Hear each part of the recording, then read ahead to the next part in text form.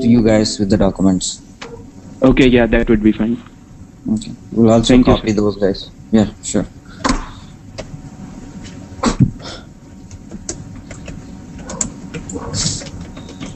All right, guys, let's start. So today the plan is to issue some MapReduce commands and then see how it works. Okay. So let's start. So as you know that if you want to start Hadoop, let me go and share my screen.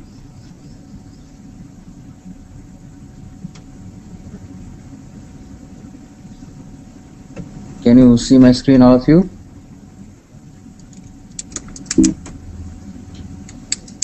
Yes, sir. Okay.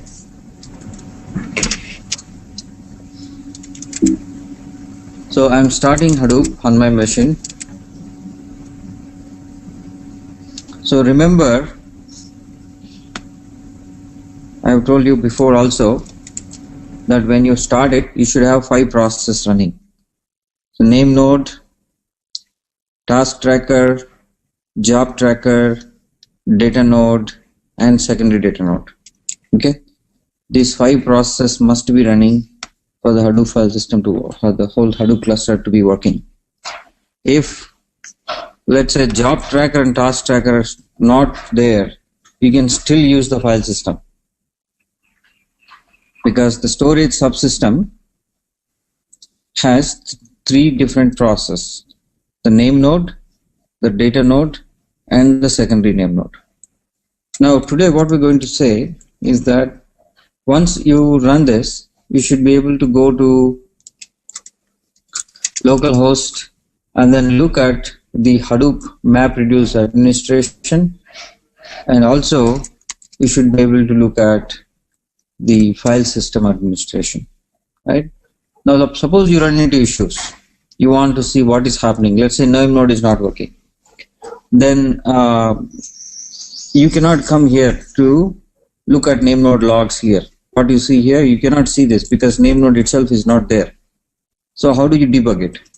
As an administrator, you will not have many options. You will just go to logs directory, cd logs directory, usually Hadoop home logs, or you can configure the log directory also in the configuration file where you want to logs. So if you look at this, I'm typing present working directory, you see a log directory, and then ls, right? If you see ls minus al, you will see so many logs here, right?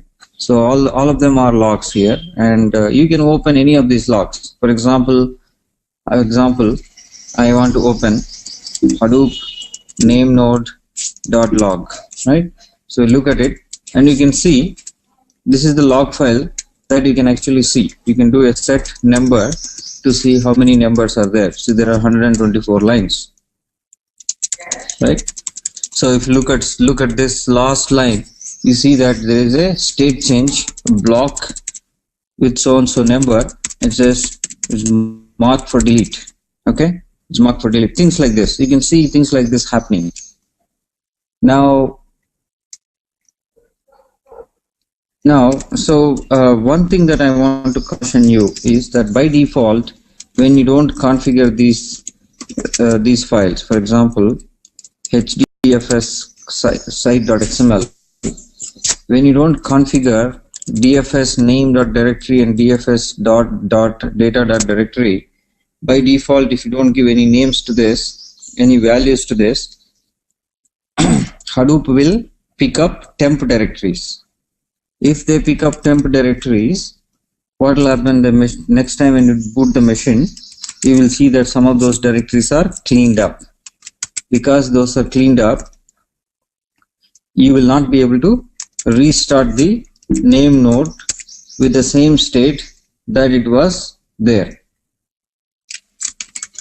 Hence, it's always desirable to give specific values. So just like that, just like I have given specific values to these configurations. So you can see here there are 3 in the name node directory. There is a in use log file. So if name node server is running, you can see this file will be existing, right? So you'll see ls image. There is a current image that is being loaded. That is fs image. Okay. There is also one more directory, current, and if you see here, there is something called version, right? The layout version, there is a namespace ID, ctime equal to 0, storage type is name node, and layout version is -18. So this version will keep changing as and when the secondary node, name node, keeps the sync between ms image and the edit logs. Okay, so fs time. So if you look at the fs time, there is not much here. It is question mark. So the version, the version that you see here is kind of used to sync between the fs image and edit log files. Okay, so that is how it is. Then I can go to data node, and you can see here also there is a storage directory. Sorry, there is that not a directory. There is a current directory. You can see a current directory, and you can see all the blocks here. The data is inside these blocks. These blocks doesn't have any relation to, as far as data node is concerned. Data node doesn't know what these blocks are. It just knows that it has to save these blocks. The only person who knows about these blocks and how they are stitched together is the name node. So that information is there in the fs image. Okay, so that is how you look at things. Okay, so if you want to do again, look at log files, go to log files.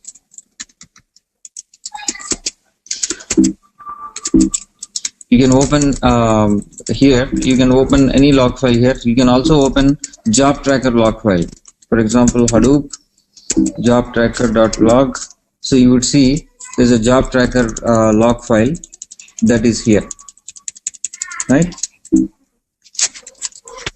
So if there is any issue with respect to starting and stopping this process, then you will see some exception like this. For example, here there is an exception here. So is it today? It's 27/3/2007 morning. Yeah, so there is some problem. Cannot delete the system directory. Name node is in safe mode. Has reached the threshold. The ratio of reported blocks. Safe mode will be turned off automatically in 7 seconds. So it is trying to delete some internal files and it has some issue. So as long as it is temp, there is no problem.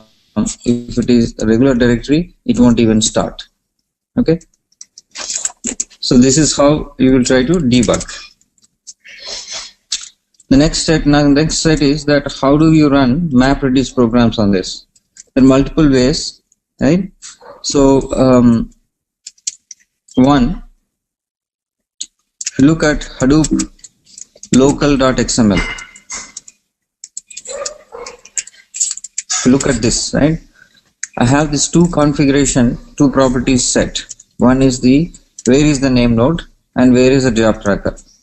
Suppose if I set it as fs.default.name as file : // then it means that we are trying to run Hadoop in a standalone mode. There are no servers here. You can use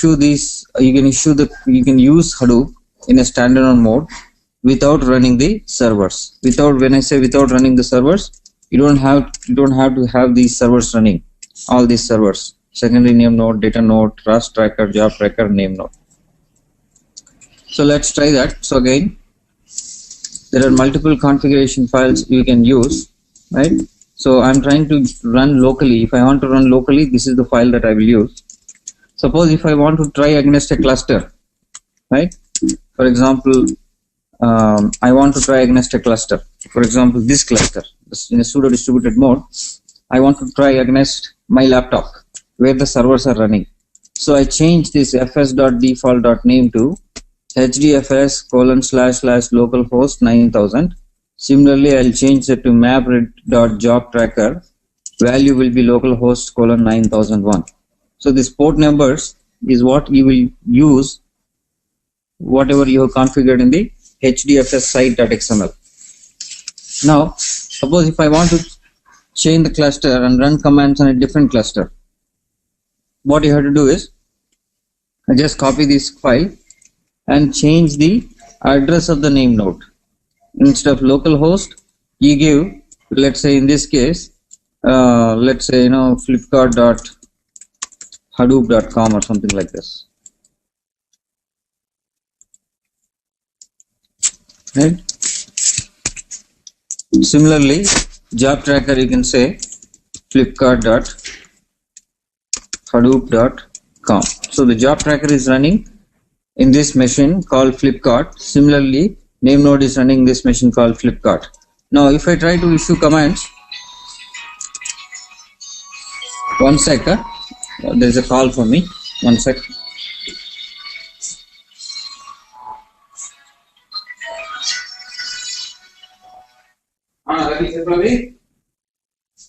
Sorry, doctor. Sir.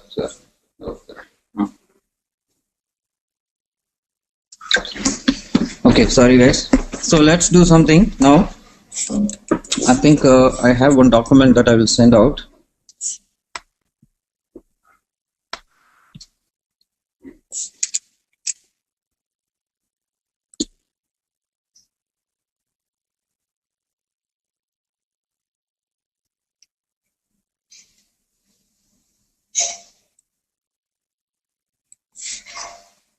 So this requires a little bit of editing. Okay. So now what I'm going to do is I'm going to run Hadoop in a standalone mode. Right. If I had to go run Hadoop in a standalone mode, okay. So I don't need anything here. So what I'll do is I'll just say bin Hadoop. Let's say for example, I want to do ls on local machine.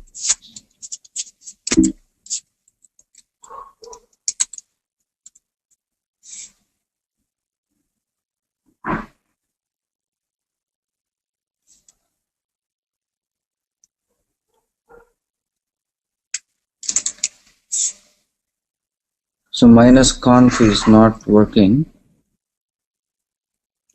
Let me look at the command.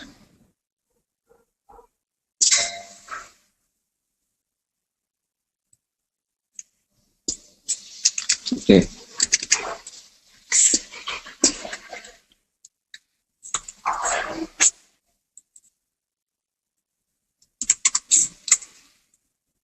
So what is happening? For example, here, let me repeat. I am trying to run this file system command on this configuration file hadoop-local.xml, and the command that I want to run is ls. I want to run ls user/readyraja, right? So you can see that I'm actually issuing a command against my local file system, right? All these things are inside my file system, right? If you do ls, I get the same output, ls minus al. In fact, I get the same output as what I have done, right? So this is how you will run commands in the local file system in a standalone mode. This will run. In fact, I can show you that I can stop all servers here, right? If you see JPS, Java Process Services, my name node, everything is not working. So I can still run this command locally. See that? So all of you understand this point? Any questions? Because there is some more I'll cover in this respect. So if we have any doubts, it will also get cleared. So let me do one more thing. Yeah.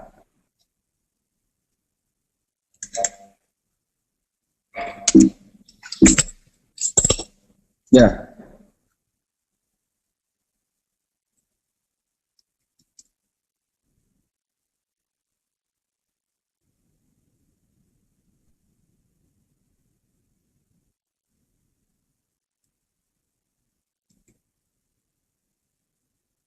So it will be on a different cluster. So the cluster where it is running on those Flipkart machines. This particular configuration file is used for development, and this can be run on a standalone mode.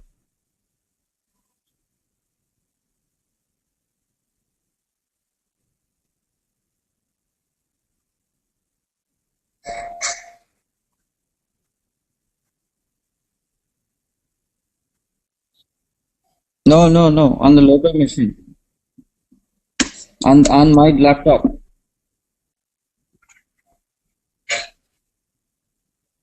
No, I've not changed. I did not save it. Okay, so if that is the case, let's go to Hadoop. Let me do one thing. Copy Hadoop. Hey, there is an echo in your machine now.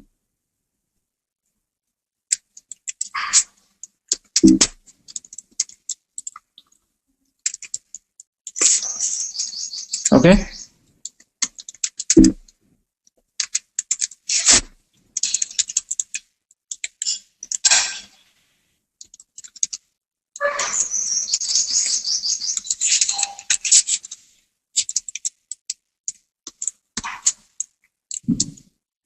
Can you see these changes?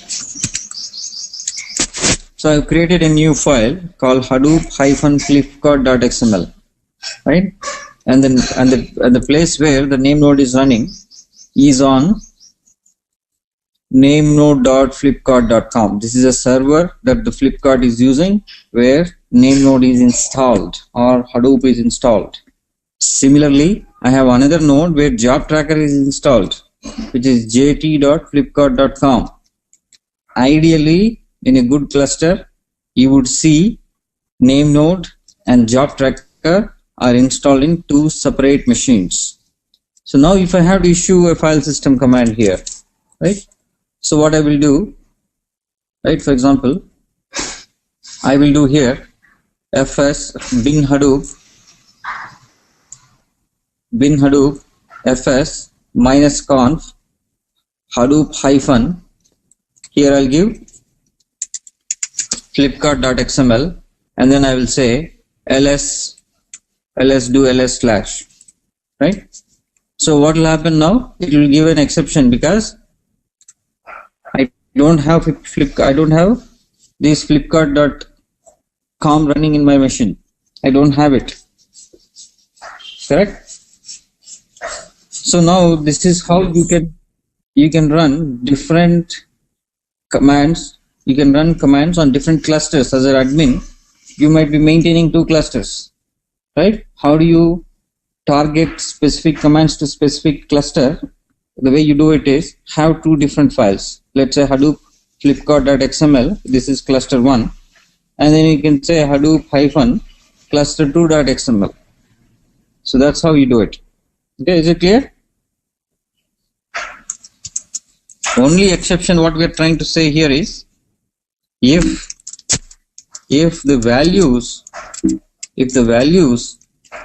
of fs default.name is file : / and the values of a job tracker is local, right, is local, then what we are saying, you don't need the Hadoop servers running. The Hadoop is actually running in a standalone mode in a local machine. That's what we're trying to say. Is that clear?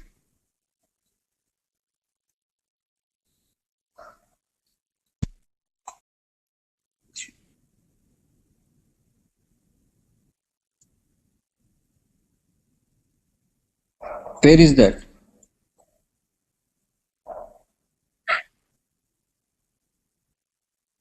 Oh, okay, so this Hadoop site.xml is duplicated.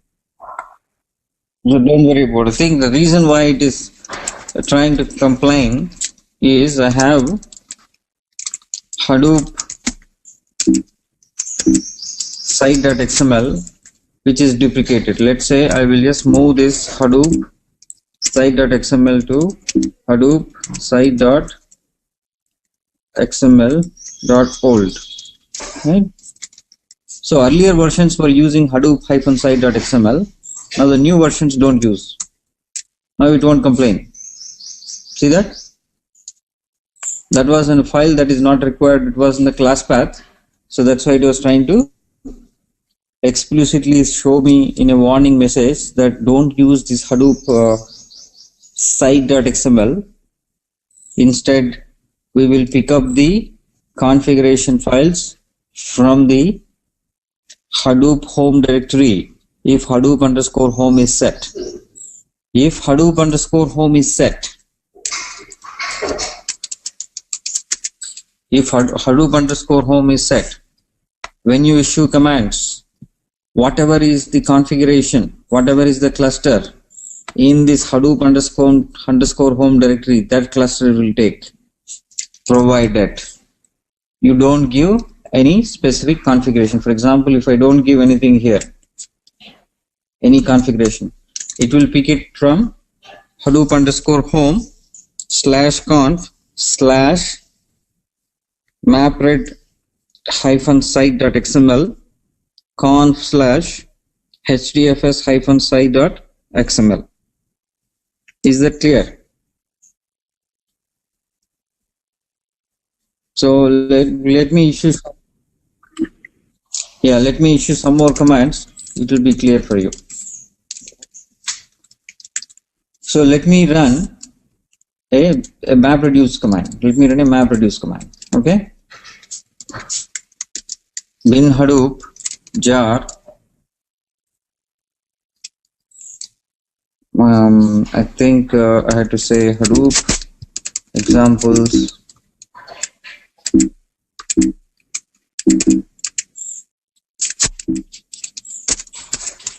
Examples.jar. I'll say word count, input directory, output directory.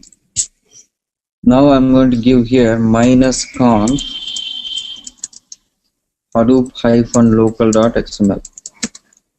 Okay. So I'll just run this and see what happens. -conf not Susan. So let me figure that out.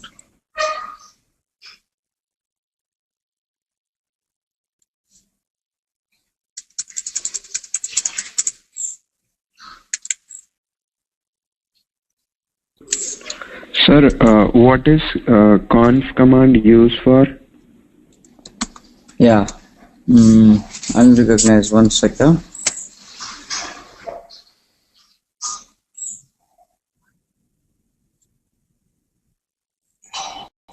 No, I don't need to. That's what I was telling.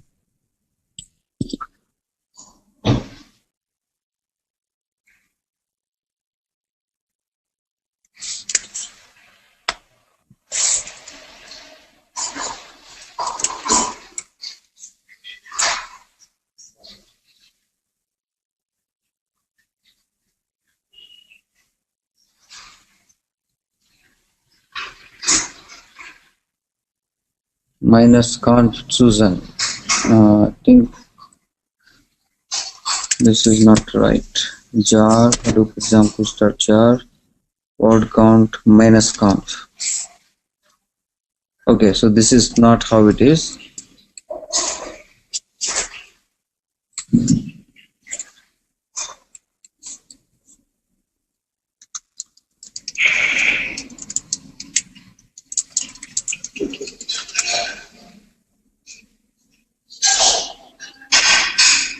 Okay, all right. So let's start from the beginning. So the current setup is I don't have any servers running, right? I don't have any servers running. I want to test my word count program. Yesterday we discussed about the word count program. I want to test it.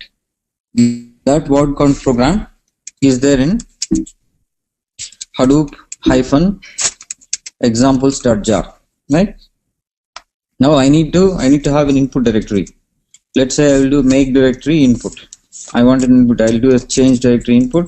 I'll just say animals.txt, right? I'll just say cat, dog, elephant, zebra, right? I repeat these words. So I'm creating a, 1 second. Nani mali call chestunna. Sorry, so I'm just repeating this file. So I created a small file.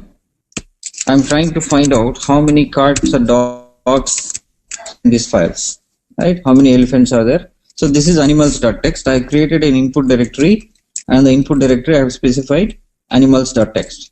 Similarly, I will check if there is an output directory does exist. Output directory does not exist. So let me go ahead and issue this command. So mind you, I don't have the servers running, right? Since I'm not having any servers running, I said let me test this program. So to test this program, I'm saying I will run Hadoop in a local mode. I'll run Hadoop in a local or a standalone mode. In a standalone mode, you don't need 1 second please. Hello? Mali chestana meeting lo. Sorry. Yes, I don't have Hadoop running on this machine. So I'm going to run this example in localhost mode. In localhost mode, as I said, I need to pass configuration file, which points to local. So this is the Hadoop-local.xml is the configuration file that I'm passing to this. So I'm not issuing a Hadoop file system command here. I'm actually issuing a MapReduce program. I'm not trying to issue Hadoop file system command. I'm trying to issue a MapReduce program where the input for the MapReduce program is the input directory I just created, and the output is the expected output directory that I expect to be created when this program is run. And where is the program that I'm running? I am running word count program. You can see here. Where is that word count program? It is actually inside this jar file. And where is this jar file I got? This is the example that got shipped through Hadoop. And how do I run it? This is the command. bin/Hadoop jar Hadoop -0.20.2 -examples.jar, then actual word count program -conf. Then I give the configuration file I want to run this MapReduce program. So this I'm saying I'm running locally. So that's why I created input and I'm expecting output directory. So let me press and enter. I pressed and enter and it did. So I'm expecting a directory called output, and I'm expecting a directory called output, and it seems to be there. So I go to cd output directory and I see an output here. It says there is a output called part-r-00. If I look at the output, it says cat has occurred 24 times, dog has occurred 24 times, elephant and zebra has occurred 24 times in that file. Okay. So now, is any questions up to this point? I will run one more command. You will be seeing this particular job is going to run on the sudo distributed mode. So let me run that command again. Now I'm removing output directory here. I'm also, what I'm going to do now, I'm going to start my servers, right? Start my servers. So I started my servers.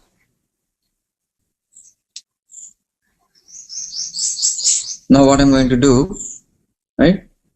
I'm going to run and see if there is any input directory in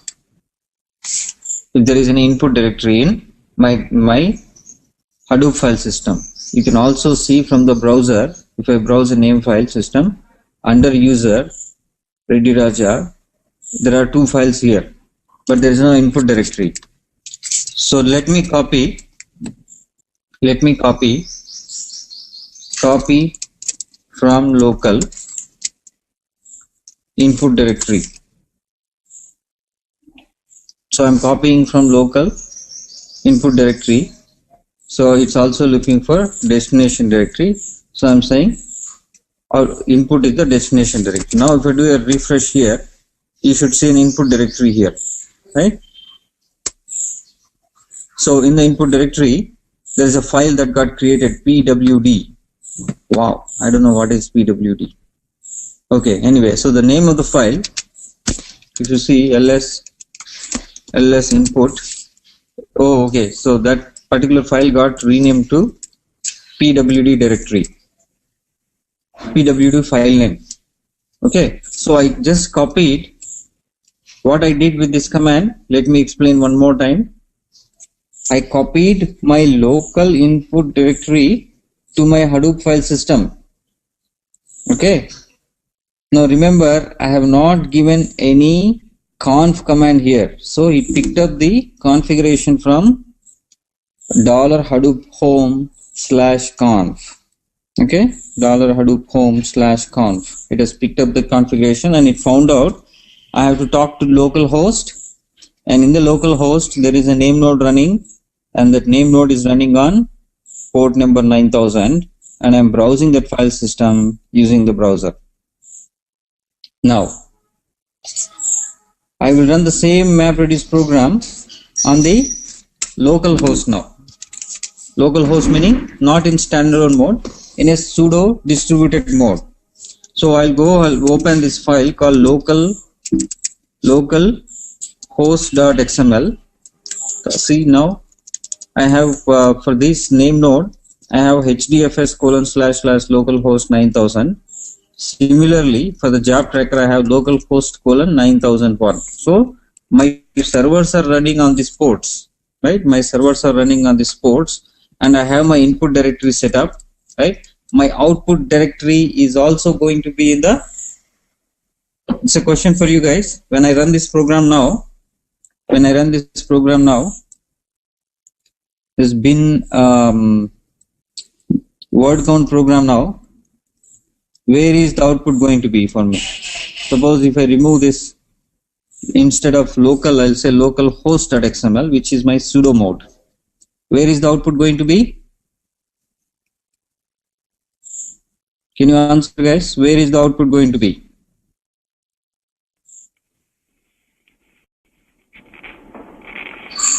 Because I'm running this inside my cluster. In the cluster, I have one machine, my laptop, in the pseudo distributed mode. Okay, and let me run this. So right now, if you see, I go to MapReduce. Right, there are no jobs here. There is 0 maps, 0 reducers, and total submissions of 0. There is one node within the cluster, which is the same node where in my laptop, which is running, and then it has a capacity of. It can take any time 2 map tasks and 2 reduce tasks. So it has a capacity of total 4 tasks at a time, 4 parallel tasks it can execute at a time. Right now it has no running jobs, no completed jobs, no failed jobs. Okay, so let me run this job now. Okay, I'm running the same word count here. So what you see here, it has created a job by name job : something, right? Can all of you see this? So it is running this program now on the Hadoop cluster. So you can run this program from any machine outside the cluster. Let's say from your Windows, you install Cygwin and you want to run this command, you can run it, and then you pass that configuration file that I passed, hadoop-localhost.xml, and point it to the cluster you want to run, right? Now if I refresh this, you should see there were a total of 1 submission for this node, and you should see that there are no running jobs, but there is a completed job. So the completed job is this job ID we just created, right? So job ID, then you can see that the map task is run, the reduce task is run, and each of this map tasks there is only 1 file, so hence map number of tasks is 1. Similarly, reduce is 1. It is complete. You have some job counters, you have some file system counters, and you have some map reduce framework counters, and you can also see a graph at the end saying, how the map and the reduce has spent the time in terms of the CPU. So you can see that simply I have run a word count program on a cluster.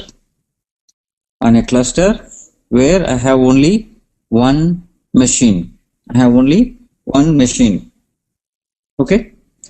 Now let's assume what I'm only trying to say is, so what I can do now, if I want to run the command again, I cannot run it because I had to remove that Hadoop output directory. Otherwise, it's a output directory exists, right? So I'm going to say bin Hadoop fs minus rmr remove recursively output directory, right? Now you can see there is no output directory here, only input is there. So let me run this command slightly. So earlier, you remember, I run with Hadoop -localhost.xml. Okay, so let me open one more time Hadoop -localhost.xml. In this localhost means I'm running this in a local distributed mode, pseudo distributed mode. So I'm pointing my name node and job tracker to localhost. Now I will run the same program without the -conf option.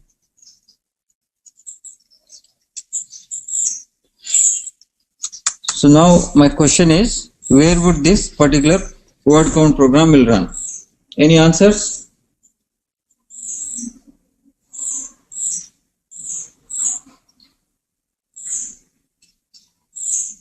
Local. It will run on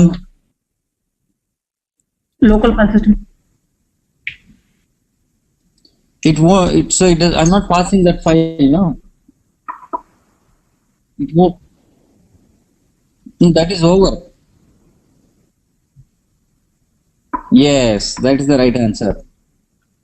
So what it is doing, what it is going to do when execute command, it will look for, if it exists, it doesn't have to exist. If it exists, it look for Hadoop _home. It look for conf directory. And if it exists, it will look for hdfs site.xml, not this one, sorry. It look for core-site.xml and find where the name node is running. It will look for mapred site.xml and find out where the job tracker is running. Then it will run on those machines where the configuration is filed. Suppose you don't want to do that. You don't want to run on these, even though Hadoop home is set, but still you don't want to run in this machine. Then you pass that -conf parameter. That's what I was trying to say. Okay. Now let me run one more time the same command without -conf option, right? I'm going to run without -conf option. I expect it to run under pseudo distributed mode, submitted the job to my local machine where my name node and job tracker are running. I expect it to be there. I expect the output also to be in Hadoop cluster, which is actually one machine, which is actually my laptop, which I'm going to show you here in this system. If I do a refresh here, I can see the output here, and I can also see that cat and dogs are occurring 24 times in the input file. So now let me repeat again. So let me go ahead and delete output directory one more time. So why I'm spending so much time here, this is very important, because as an administrator, if you have more than one cluster, generally you will have a production cluster. You will also have a development cluster. So people will ask you to maintain both the clusters. So developers will develop it on development cluster with the sample input files. Then they will run the job for a long time in production cluster. So if you were to tell them how to run a production cluster, you can use this command. So the same program without any change. If I want to run on a different cluster, I want to pass that configuration file here. Right? Suppose if that is what I am trying to say.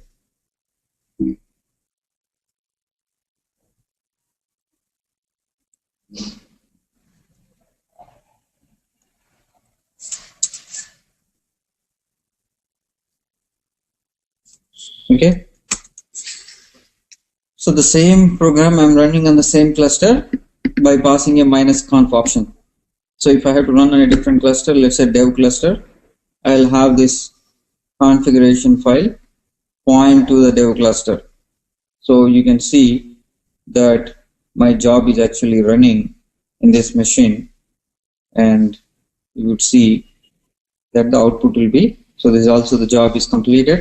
So you can also see that 0005, the job is submitted, and you can also see that the job counters that and the graphs that happen here. And if you want to see the output, go here and just do a refresh, go to output, and then click on part-r, you will see the output. Is it clear now?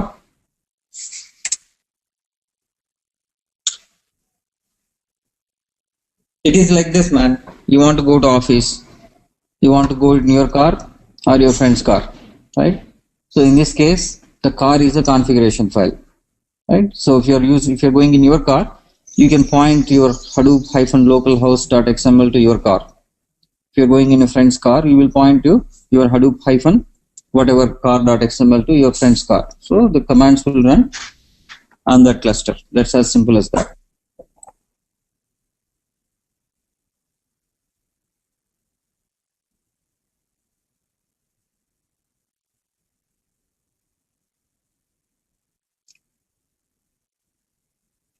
That is true. However, even if your friend is going in his own car, on one day you want to go to your office on your car itself, even though your friend is also going. The reason is the developers, while they're testing, they test it in standalone mode. So the MapReduce programs with sample input and sample outputs they want to check. So even though you have 2-3 clusters, you still want to do testing, right? So for testing purposes, you will run on standalone mode. And once you think that the program is behaving as per the expectations, then you will change the configuration file to run on the production cluster. Okay, yes. The answer is you don't need to run on local mode if you have a cluster that is running. That is your choice. It's up to you. The system is available here. If you want, what all I'm saying is, as an administrator, you might want to try commands on different clusters, and this is how you can change the clusters and run the same command on multiple different clusters. Is that clear?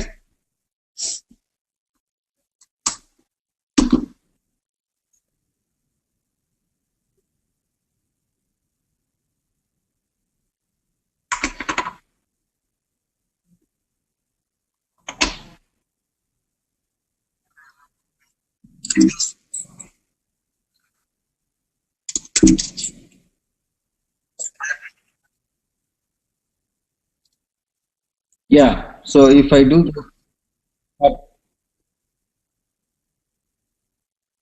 yes,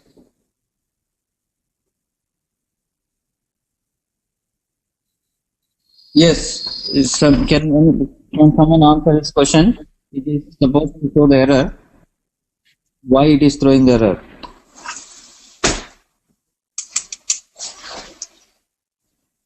Can someone answer this question, or should I have to answer?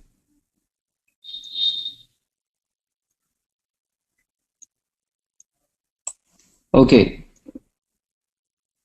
If I run the same command with this configuration file, Where is my Hadoop cluster running?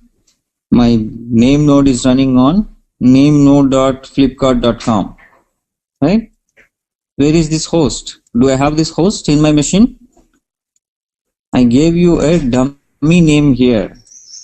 This machine does not exist. I don't have my Flipkart company in my home. If Flipkart has installed cluster and I go to this Flipkart office and it so happened that they have a host called namenode.flipkart.com, then it will run.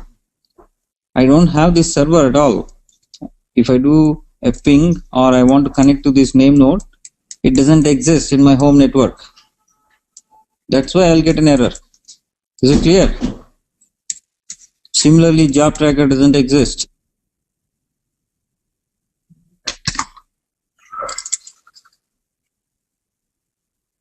Oh, no. I'll show you that. So let me run the same thing on flipkart.xml. Okay. Now see this. What is saying? See this? I hope it answers your question. My system laptop doesn't know. No, that may be some other problem. I am not sure. So it should not come. Okay? Is it clear?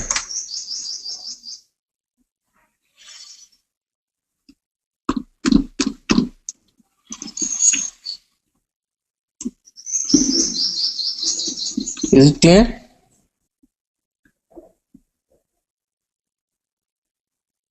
Yes. Okay, great. All right, so I hope now today what we learned today is that if you can as an administrator manage multiple clusters, you can as an administrator issue commands on multiple clusters at different point of time. You can as an administrator can run jobs on multiple clusters, and each of these clusters could be different. They are installed in different machines. Okay, so that's what we have learned today. That's very important for an administrator, and you might get questions in interviews related to this because this is more practical. Don't expect only one cluster in the companies. You will see more than one, and most of the time you will need a cluster for testing, and that's what people do. Okay, so now as a prelude to Santosh, you have any questions? No, sir. Hey Santosh, you have any questions? Yes, sir. No, sir. Okay, great. All right, so the next thing that we wanted to do was continue some of the things that we did. So if this is understood, my job becomes much simpler as we move forward. Okay, so what we just did, what we tried to do for you folks is that since the beginning we talked about MapReduce examples, the post office example, then I think Ashok talked about basic Unix commands, he talked about Hadoop file system theory and concepts, then Santosh gave you an exercise on how to run multiple commands on Hadoop file system. Very easy, you can go practice them, you can do several of those commands all by yourself. Then we also said how to run MapReduce programs like word count on different clusters. So pretty much we covered, at least 30% of hands-on. We have also installed Hadoop, right? So we have covered at least 30% hands-on with this. So you must be comfortable with whatever we have taught so far. And 80% of the time, whatever you did so far, this is what you will be doing in your jobs. 80% of the time. Then we're going to go a little bit more advanced.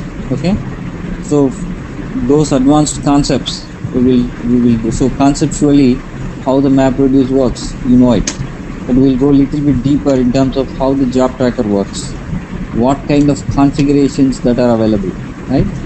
So we discussed in the initial stages, right, if there are multiple nodes and task tracker and data node is running on all these machines, okay, in this example, in my laptop, I have all the processes are running in my laptop. Generally, you will see that in one machine, you will see only a data node and a task tracker running, and in all the slave nodes, you will see task tracker and data node running, and name node is running on one machine, job tracker is running on another machine, and secondary name node is also running on the same machine where name node is running. That is the configuration. We will show you that configuration. Now,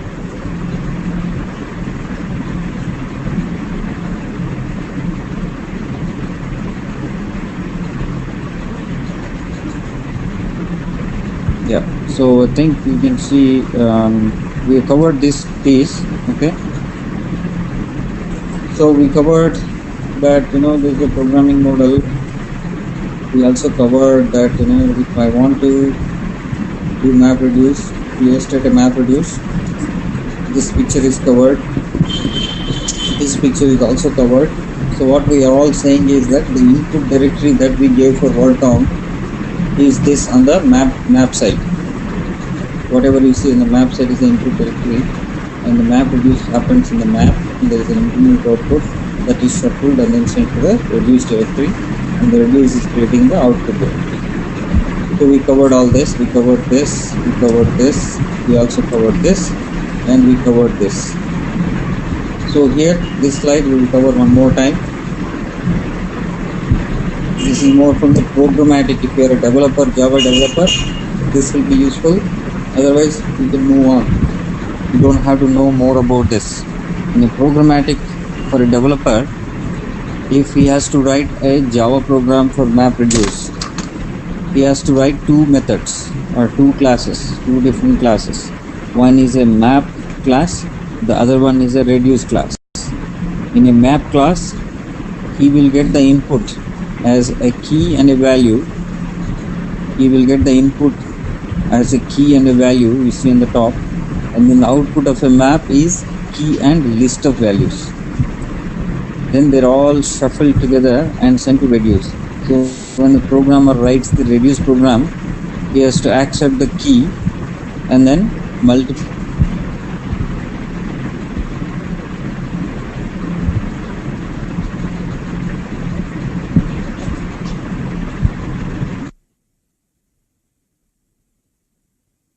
You run in a Hadoop cluster, they are part of the Hadoop file system. Okay, so this combiner, what happens is that the combiner concept is little different. So generally, this is a little bit of optimization on the map side. The output of map, right? So this picture is actually wrong. Okay, so the output of map is pushed to the combine and then the reduce part. So what it means is, let us say here, if you look at this picture, okay, so let's say look at this picture, for example. Let's say look at this picture. The output of a map, right? You would see here, in the case of a map, okay, so not this picture, let's see this picture. Okay. So when you have an input like this, and the input is split into 3 map tasks, and what you have as the output of a map, you see here, the first map output is the word deer occurred one time, the word bear occurred one time, the word river occurred one time. The question is, what if the deer has occurred twice on the same map, right? If the word deer has occurred on the same map task more than once, without the combiner, you would see that the word deer is passed as it is with count 1, 1 and 1 without any combination to the reduce task, and the reduce will actually combine into 2. So in this case, we are not using a combine. So hence the dir is appearing 1 here, and it is also appearing in the other map task, and then it is shuffled and sent to a reduce task, which is giving a count of 2. Again, follow me, this is very important. In the case of a combiner, if the dir has occurred multiple times in the map itself, then what we are saying, the combiner will, if you use the combiner, it's optional. If you use the combiner will combine the output of similar keys into one before being sent to the shuffle. Okay? So which means that if dir has occurred twice, instead of sending dir 1 and dir 1 from the same output, the combiner will combine and give an output called dir, 2. That output will be sent to the shuffling. So if the map task has 2 dirs in the first one, you will see that dir 2 and then dir 1, and then the output will be dir 3. Is that clear? It's a kind of an optimization that is done on the map side. So the map outputs are combined.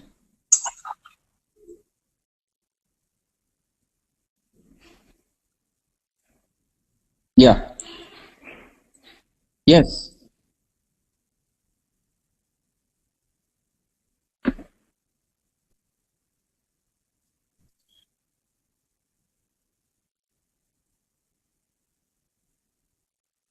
Okay. So let's take this example in the input side, right? When you give the input directory, actually we will do that a little later, but to just quench your thirst, right? The input directory is in Hadoop file system, right? The input directory is in Hadoop file system. Now that input is split. When that input is split, each of that input is sent to a map task. Okay, so the map task will get, what does it get? It will get the name of the file and the starting point where it has to start reading the data and the ending point that it has to read the data. Suppose you have 1 GB file, just one file with 1 GB. You are splitting into 64 MB blocks, and let's assume that one map got 1 block. So, and this is the first map. So the map input would be the file name, which is actually the file with 1 GB, but it will say the start of the map is at 0 and the end of the map should be at 64 byte boundary, because that is the split. So the map is supposed to seek that file. You know, seek in Unix, if you know, you have to seek. You have to seek to the input file starting from 0 up to 1 block, which is 64 MB.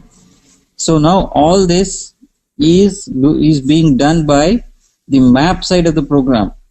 The map side of the program is running in the task tracker. The map side of the program is running in the task tracker. And if you look at the data, when you say get me the file, seek to this position, right? You're actually asking the node to send you, to give you the data. So the task tracker and the data node work hand in hand, because the data is with the data node and the task is with the task tracker. So when the task tracker says give me 1 block of file, the data node has it, and the data node will give that file, that particular block, to this task tracker. And the task tracker, it will invoke the map function, and the map function within the 64 MB file, you will see one line is sent to the map task, and for all the 64 MB, number of lines is sent as one time. When a map task is run, input is 1 line, that key value pair. So like that, and assuming that 1 MB is 1 line, you will see that map function, it will execute 64 times to complete that block. Let's assume, for the sake of simplicity, the map task 3 in this case gets a block 10, and it's the block will start from, in this file the block will start from, let's say it is the 10th block, and the 10th block will start from 64 MB into 10 and then ends at 64 MB into 11, right? So then when this file and this start and end positions have come to the task tracker, it will ask the data node, give me the 11th block, and this block is for, give me the file whose block is starting from the 10th block and ends on 11th block. So this map will only process one block, and it so happens that that block is on the same node where data node is running, right? The task tracker and data node are running on the same node. So it will ask that particular block, that data node, and get that block and process that. Is that clear? Now the shuffling happens. When the shuffling happens on the reduce side. So when the shuffling happens on the reduce side, so the output of all the map is transferred to the reduce side. So before you actually invoke the reduce, all the data is copied onto the machine where the reduce task is scheduled, and the machine where the reduce task is scheduled. And before the reduce happens, the shuffling happens, the sort happens. Once that is done, then the output of all these maps are sent to the reduce task. And the reduce task means, where is the reduce task running? It is running in the task tracker. And when it writes the output in the file system, it will be using the Hadoop file system to write the output. Okay, is it clear? So don't worry if you don't understand this, because we're going to go, at least next two classes, we're going to look a little bit more detail. Okay? Yeah.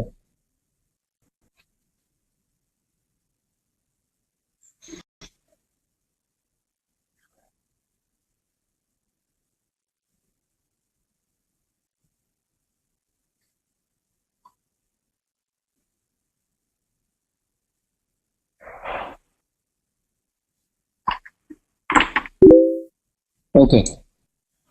If so, that both the cases are valid. Sometimes you, as an administrator, you're expected to copy files from an FTP site to Hadoop file system, and then run this map reduce jobs. Sometimes there's an automated process where the input is already moved to Hadoop file system, and in that case you don't have to copy. But in either case, when you have to run map reduce, you should have the data on the Hadoop file system. Either you copy it or somebody else will copy it for you, or there is an automated process to copy that data from some other machine to Hadoop cluster. Somebody has to do the job, and if it is you, you must be copying.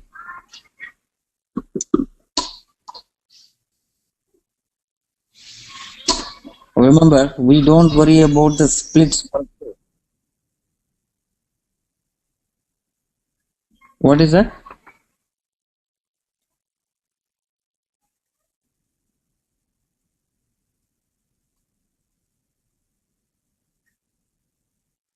Yes, this is almost like a batch jobs, right? If you're running reports against this map reduce, against this data, end of the day, you want to see the output and show it to your executives, right? The executives are interested in seeing the output. So you might run these jobs every day in the night, and either the data is coming incremental or more files are getting added to the same directory by date or by some criteria. Then when you run the task, it will run the map reduce task on all the files. So if you want to remove some files, you go to file system and say Hadoop, bin Hadoop, fs minus rm, that file name, you can remove some files. You don't want to run the map reduce on all the files. Or you want to run in one directory based on date. Let's say you are getting files on date. Monthly you are getting a chunk of file. Let's say monthly you are getting 20 GB data. So you create a directory by name month, right? And then you copy all the files in the directory. And when you run the map reduce task, you can run only for that month. If you want to run all the months, then you give the input directory is one level up. It will run on all the months. Is it clear?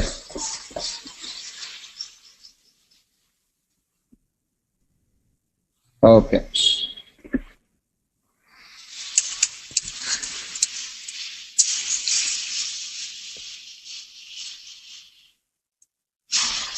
So we will end with these 2 slides so that you will basically next time when we come to the class, you will come with a good thought. Okay. So the programming model is basically for a developer, if he has to run map and if he has to develop programs, he has to develop map and reduce functions. So the map function is called on every item in the input, and the output is a series of intermediate key value pairs. And in the reduce part, all the outputs with a common key are assembled. This map reduce seems to be very simple in terms of the concept, but if you try to implement it as these guys have implemented, guys from Hadoop, it's quite complex. It is very simple and you will think that, wow, this is so simple. Just do input you are doing and then the output you are just using a common key, assembling the output and then passing to reduce function. You might also wonder that how many such problems, what kind of problems can I solve with this kind of model, right? What kind of problems can I solve with this model? But you will see that more than 80% of the algorithms can be designed to fit into a map-reduce model. There is the other 20%, if it doesn't fit, that is fine because we have 80% work. So you don't have to worry as an administrator how to write an algorithm, but our job is only to manage the input output, make sure the jobs are run, and if jobs are failed, how to see where it failed, what happened. If the disk fails, you just make sure that why the disk failed and replace the disk or the machine. So that are the things, those are the things that you would be doing as an administrator. But in terms of the programming model, the developer will write a map function and a reduce function. And as an administrator, you should be able to remember these when you come to the next class. Automatic parallelization, right? So I never told the Hadoop system to run it in parallel. I just gave a command bin Hadoop jar, Hadoop examples.jar word count, right? Hadoop by default has split the input based on the input size. By default, there are default parameters. If you don't want the default, you can change it. But it is again up to the developer or the programmer to change it. As an administrator, you don't care. But when you submitted it, the automatic split has happened. The automatic split and also the tasks are automatically distributed and the reduce is automatically run. So you never worried about, you just issued the command. Everything happened automatically. Everything happened transparently. You didn't have to do anything. That is called automatic parallelization. Load balancing. So if your job requires 20 splits, you require 20 map tasks, right? And you have 20 nodes. Each map task will be running in one machine. That is called load balancing. Network and disk transfer optimization. So this is little tough to understand at this stage. As we move, we can understand.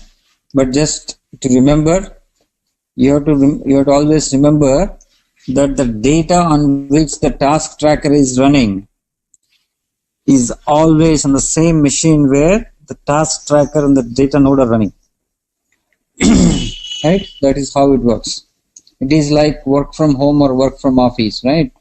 So if you're working from home, then your data node is in office and your task tracker is at home. So if you have to communicate, there is an overhead. You have to make calls. But if you go to office, you can just look at over the counter, over your shelf and talk to people and get it. You don't have a communication overhead. Similarly, task tracker and data node have to run on the same machine so that there is no communication overhead in terms of data transfer. Is that clear? That is also called as the data locality. How do you achieve data locality? we have a separate class for that. Okay, we will discuss that in 1 hour in a separate class. Hadoop makes sure that the network and disk transfer is optimized by using the term called data locality. Okay, is that clear?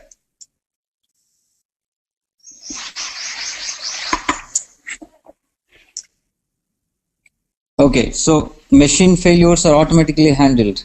So since we have a replication factor for data node, and task trackers can go down, if a particular job is being run on task tracker and the machine fails in the middle, the job tracker will get to know about it because there is no heartbeat from the task tracker. Job tracker thinks, oh my god, this task tracker has died. But let me check to see what this task tracker is doing. Job tracker will know, okay, let me see. He will say, okay, I have assigned this task and this task is related to this input split, right? And then this task tracker has died. So let me assign the same task to a different map task or a map slot on a different machine. So it will automatically reassign the task to a different map slot on a different machine for the same input split. So automatically the machine failures have been handled by the Hadoop cluster without me as an administrator worrying about what happens to this job. Okay? Robustness. So robustness is important because you want the cluster to be very stable and it behaves in a predictable manner, which means that for the past 6 to 7 years, Yahoo has been running this particular software in their data center for more than 200,000 nodes, and it proved to be very successful for them. Over the past 10 years, if they have stored about 3.5 million data blocks or more than that, they have lost about 600 data blocks due to machine failures, which is very, very less. Hence, this particular system is highly robust. So I want you guys to leave with these thoughts today. When you come tomorrow, I want you to read further about MapReduce because it is your effort which is going to help you, not my effort. I can only say this much. Okay, so you have to read more to get a better understanding of the system. Then you become a better administrator. All right, guys, that's all for today. Any further questions?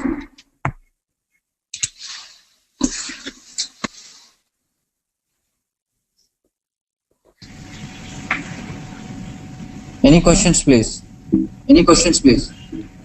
No, sir. No. Okay, good. Okay, good. Thanks, guys. Then see you guys tomorrow. Bye. Thank you. Thank you. Thank you. Yeah, you're welcome. The organizer has ended the session, and this call will